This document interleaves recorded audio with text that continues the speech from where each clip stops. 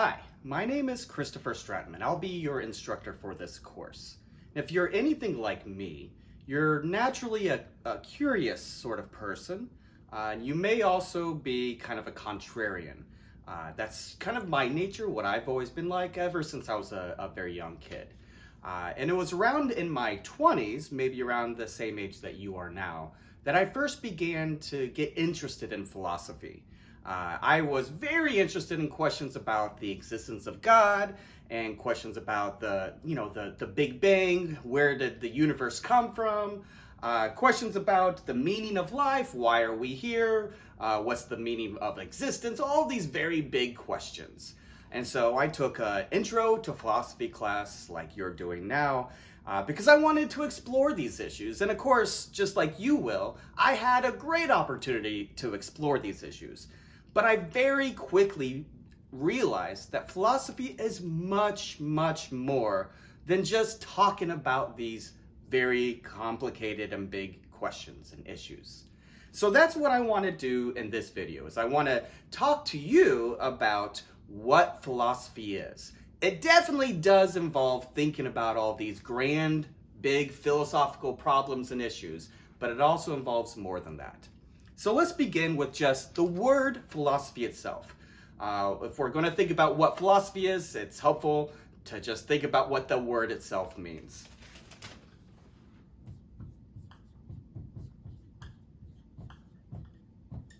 All right, so what does the word philosophy mean? It comes from the Greek.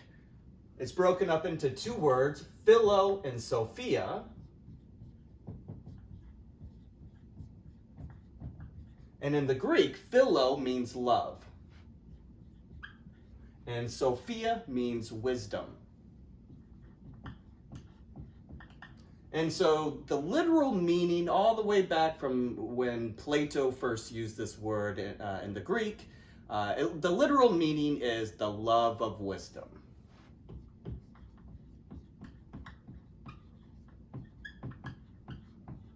Or you might say the love of understanding.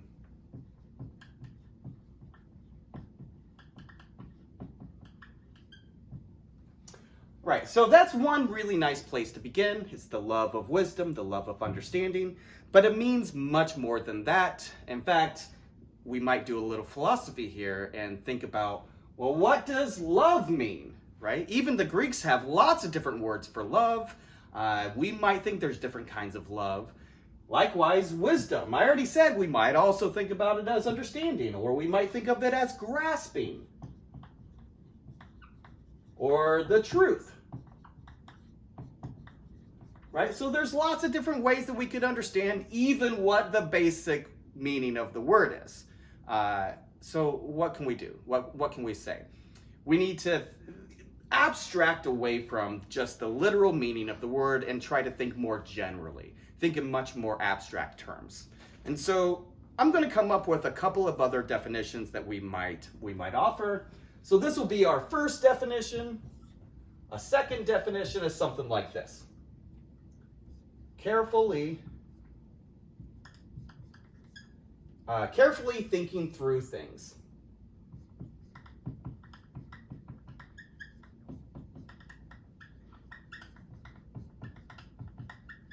Right? When we're doing philosophy, we're doing more than just merely having a love for wisdom. Well, what does it mean to have a love for wisdom? We're trying to think about what exactly it is that we believe, think carefully about different claims, different propositions, different principles.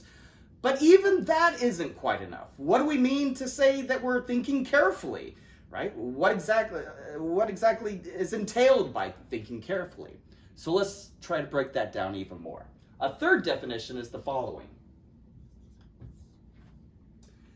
What we mean by thinking carefully is we're going to say it's a critical examination of someone's beliefs. So we can say it's a critical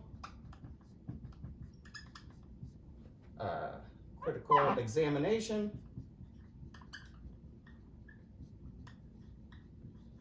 of one's beliefs.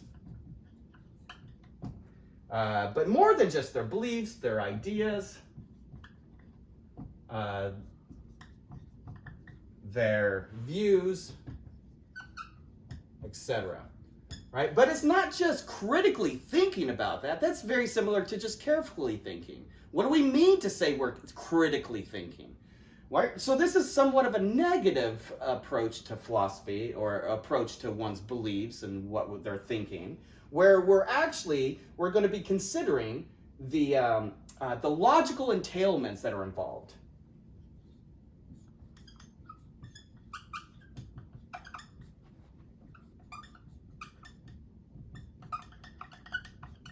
But not just the logical entailments, we are also going to be considering various inconsistencies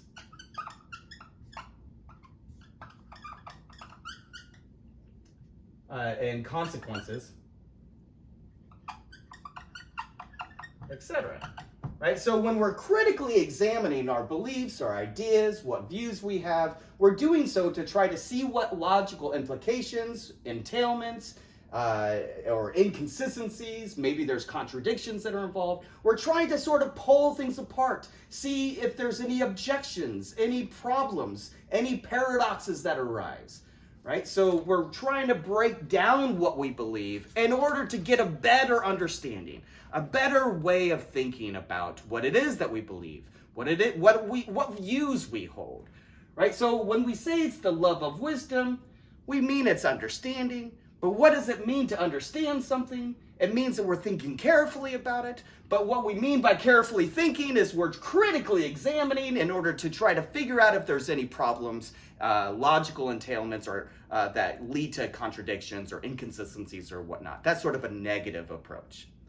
Now, a more positive way of thinking about what philosophy is, which is helpful to think about, is one that is sort of like an ostensive definition. We're going to sort of define what philosophy is in this very, very abstract way by pointing, right? So you might think that philosophy is just whatever philosophers do, right? So philosophy is what a philosopher does. Of course, once we have this definition on the board, the next question is, well, what exactly do philosophers do? And that's what we're going to consider in the next video.